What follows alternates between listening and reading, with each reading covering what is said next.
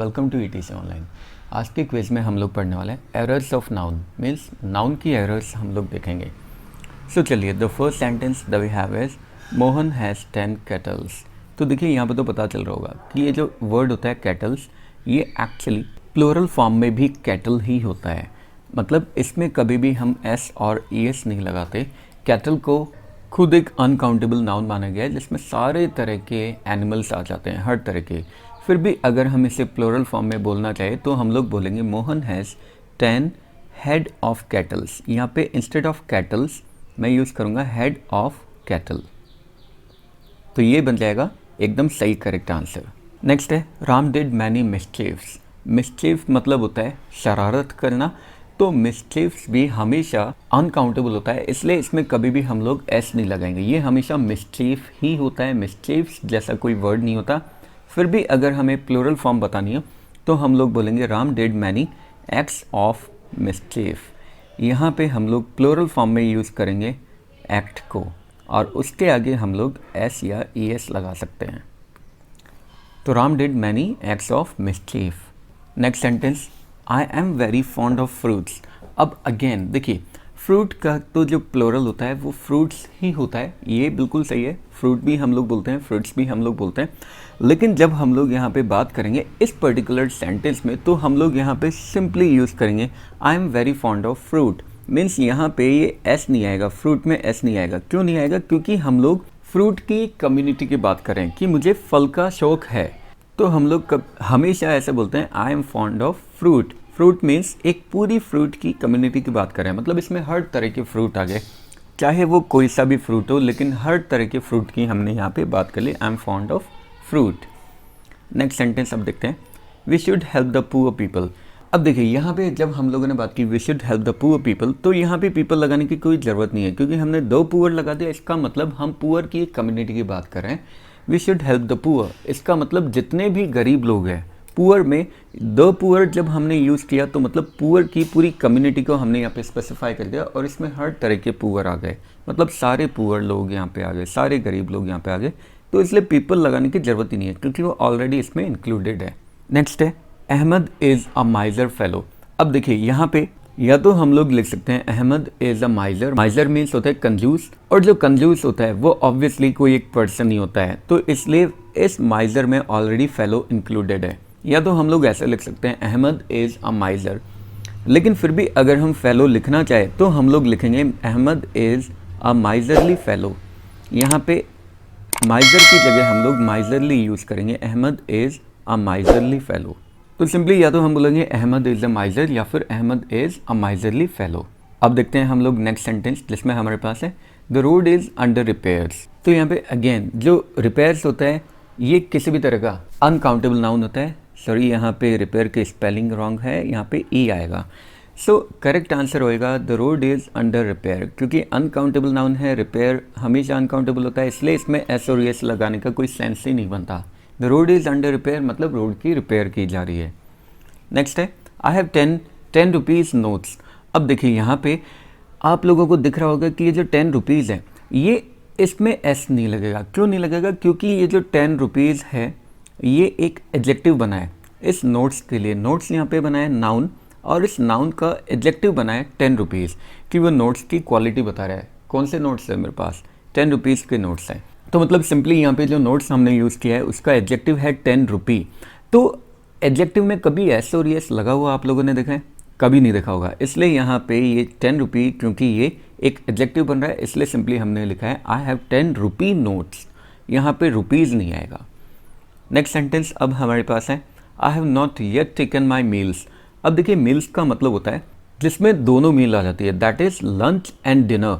अगर हम सिर्फ लंच की बात करते हैं तो एक मील ये है, अगर हम डिनर की बात करते हैं तो एक मील ये है, और फिर अगर हम ब्रेकफास्ट की बात करें तो एक मील ये भी बन जाता है। इसलिए जो मील होता है, मील का मतलब होता है खाना, इसका मतलब या तो उसमें से लंच है, डिनर है, या फिर ब्रेकफास्ट है। इन तीनों को हम मील बोलते हैं। जब मैंने मील्स की बात की तो इसमें लंच भी आ गया, डिनर भी आ गया, ब्रेकफास्ट भी आ गया। क्या ऐसा पॉसिबल है कि एक ही टाइम में हम लोग लंच, डिनर और ब्रेकफास्ट तीनों ले सकते हैं? बिल्कुल भी नहीं है। इसलिए करेक्ट आंसर यहाँ पे होएगा I have not yet taken my meal.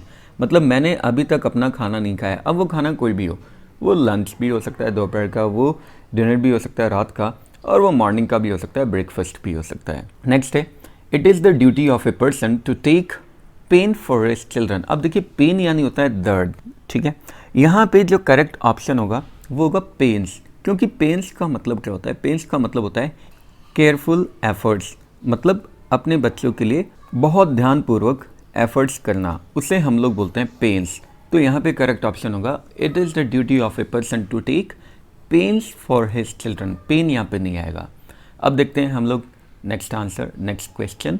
I do not like the play of hockey. देखिए अब आप लोगों को लग रहा होगा कि यार ये सेंटेंस तो एकदम करेक्ट है, लेकिन प्ले का मतलब क्या होता है? प्ले एक वर्ब होता है। अगर प्ले हम वर्ब की तरह यूज़ करें तो मतलब वो एक खेल हो गया। For example I am playing. लेकिन प्ले एज ए नाउन अगर हम यूज़ करें तो प्ले का मतलब हिंदी में जो नाटक होता है यानी जो एक्ट होता है उसे हम प्ले बोलते हैं।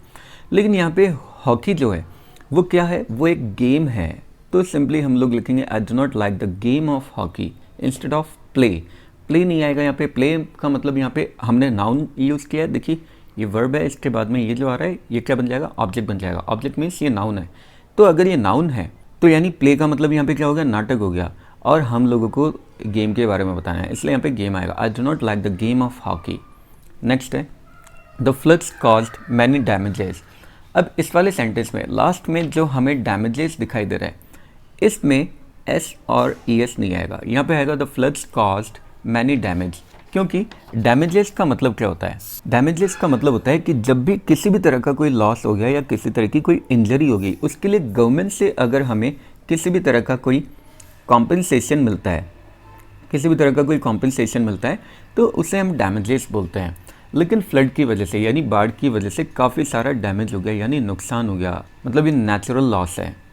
नेक्स्ट है my thank is due to all of you. देखिए यहाँ पे इस पूरे सेंटेंस में अगर हम लोग बात करें टू ऑल ऑफ यू आया है, यानी यहाँ पे यू को हमने प्लोरल कंसिडर किया है, तो ऑब्वियसली यहाँ पे ये जो वर्ड है थैंक ये भी प्लोरल ही आएगा। My thanks are due to all of you, यानी आप सब लोगों के लिए मेरा धन्यवाद, मेरे थैंक्स ड्यू पड़े हुए हैं। So my thanks are due to all of you.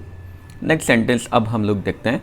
Next sentence में हमारे पास है the police is looking for the culprit. देखिए ये जो पुलिस होता है ये हमेशा प्लूरल होता है, तो इसलिए इसकी जगह हम लोग यूज़ करेंगे are. The police are looking for the culprit. अगर हमें एक ही पुलिस के बारे में मतलब एक ही पुलिस मैन के बारे में बात करनी तो हम लोग सिंपली बोल सकते हैं पुलिस मैन। यहाँ पे ये सिंगुलर बन जाएगा, बट पुलिस मतलब ये प्लूरल यूज़ हुआ है। Next sentence peoples should be loyal to their nation. तो देखिए पीपल्स अलग मतलब होता है और पीपल्स का मतलब अलग होता है। यहाँ पे हम लोग लोगों की बात कर रहे हैं, तो पीपल खुद ही एक प्लूरल वर्ड है। पीपल का मतलब ही होता है बहुत सारे लोग, तो यहाँ पे करेक्ट ऑप्शन होगा peoples should be loyal to their nation. अगर हम पीपल्स यूज़ करते हैं तो पीपल्स का मतलब पता है आप लोगों को क्या होता है? पीपल्स का मतलब होता है कंट्रीज़, यानी बहुत सारे नेशंस। पीपल्स का मतलब होता है बहुत सारे नेशंस, बहुत सारे राष्ट्र या बहुत सारे कंट्रीज़, उन्हें हम पीपल्स बोलते हैं। तो यहाँ पे आएगा people should be loyal to the nation. सब लोग अपने नेशन के लिए लॉयल होने चाहिए। Next we saw a joker in the theatre. अब देखिए जोकर का मतलब होता है वो इंसान जो जोक मारता है, यानी जो किसी तरह के जोक करता है या चुटकुले सुनाता है। तो जोकर कोई भी हो सकता है। अगर मैं आप लोगों को एक जोक सुनाता हूँ मैं भी एक जोकर बन जाऊँगा। तो थिएटर में हमने जैसे देखा है, जैसे देख के हमें हंसी आई है, वो ऑब्वियसली उसे हम लोग बोलते हैं क्लॉन। सो यहाँ पे जोकर यूज़ नहीं होएगा क्योंकि वो हर समय हमें जोक नहीं सुना रहा था। जोकर की जगह यहाँ पे यूज़ होएगा we saw a clown in the theatre. Next है Mohan is looking for a good employment. अब देखिए ये जो सेंटेंस है ये पार्शियली करेक्ट है और पार्शियली इनकरेक्ट है, यानी इसे हम अन इंग्लिश मानते हैं। हमें यहाँ पे लिखना पड़ेगा Mohan is looking for a good job. Job means होता है कहीं पे प्लेसमेंट, और एम्प्लॉयमेंट का मतलब होता है किसी तरह का ऑक्यूपेशन। एम्प्लॉयमेंट का मतलब होता है ऑक्यूपेशन। सो मोहन ऑब्वियसली किसी तरह की जॉब ही ढूंढ रहा होगा। अगर हम उसे एम्प्लॉयमेंट लिखते हैं तो भी बोलने में तो ये सही लगता है, लेकिन ये अन इंग्लिश होता है, यानी इंग्लिश में इसे फॉर्मल लैंग्वेज में कंसिडर नहीं किया जाता। नेक्स्ट है I have no mean to buy a house. अब मीन का मतलब क्या होता है? मीन का मतलब होता है मतलब इसका हिंदी में जो मतलब होता है वही इसका मतलब होता है। I have no mean to buy a house. तो क्या ये सेंस दे रहा है मेरा कोई हाउस बाय करने का कोई मीन नहीं है, कोई मतलब नहीं है? नहीं, यहाँ पे हम लोग ये बोलना चाहते हैं कि मेरे पास हाउस को बाय करने के लिए रिसोर्सेज नहीं है। तो रिसोर्सेज को हम लोग इंग्लिश में बोलते हैं मीन्स बोलते हैं। और इसमें जनरली क्या कंसिडर किया जाता है? इसमें जनरली कंसिडर किया जाता है मनी को। मतलब I have no money to buy a house, मेरे पास हाउस बाय करने के लिए मनी नहीं है। तो यहाँ पे मीन नहीं आएगा, यहाँ पे मीन्स आएगा। नेक्स्ट है slow and steady win the race. देखिए सब्जेक्ट वर्ब अग्रीमेंट का ये क्वेश्चन है। स्लो एंड स्टडी ये एक फ्रेज की तरह यूज़ किया जाता है। तो जब ये एक फ्रेज है तो ऑब्वियसली इसे सिंगुलर कंसिडर किया जाता है।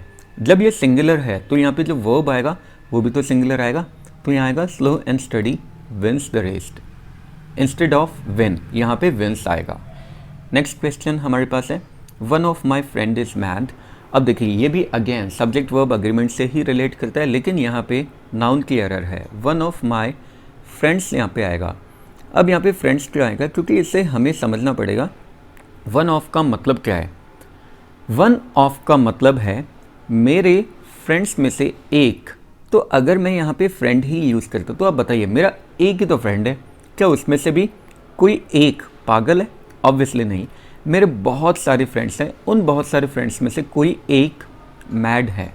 तो यहाँ पे वन ऑफ माई फ्रेंड्स हम लोग यूज़ करेंगे। वन ऑफ के बाद जो भी नाउन या प्रोनाउन हम लोग यूज़ करते हैं वो हमेशा प्लोरल होता है। Next sentence I went to the picture last night. देखिए पिक्चर हम लोग जनरली तस्वीर को बोलते हैं। पुराने ज़माने में मूवी को पिक्चर बोला जाता था पुरानी लैंग्वेज में, लेकिन इसे इनफॉर्मल कंसिडर किया जाता है। सो हम लोग यहाँ पे यूज़ करेंगे I went to the movie last night. Instead of picture will use movie. I went to the movie last night. Picture informal language है और इसे पहले यूज़ किया जाता था, लेकिन अब इसके यूसेज बहुत ज़्यादा लिमिटेड हो चुके हैं। इसे अन इंग्लिश कंसिडर किया जाता है। नेक्स्ट है the prisoner will soon be set at freedom. यहाँ पे फ्रीडम की जगह आएगा लिबर्टी, क्योंकि देखिए लिबर्टी का मतलब होता है किसी भी तरह की जेल से या कैद से आज़ादी, कैद से फ्रीडम। और फ्रीडम का मतलब क्या होता है यार? जनरली बच्चों को पेरेंट्स उनके रोक टोक करते हैं तो वो बोलते हैं हमें फ्रीडम चाहिए, ये तो नहीं बोलते ना हमें लिबर्टी चाहिए। तो फ्रीडम मतलब किसी जेल से आज़ादी नहीं, हर तरह की आज़ादी, चाहे वो आज़ादी किसी भी तरह की हो, फिजिकल हो, मेंटल हो, इमोशनल हो, किसी भी तरह की, तो उसे हम फ्रीडम बोलते हैं। लेकिन जो लिबर्टी होती है किसी तरह की जेल से आज़ादी को हम लिबर्टी बोलते हैं।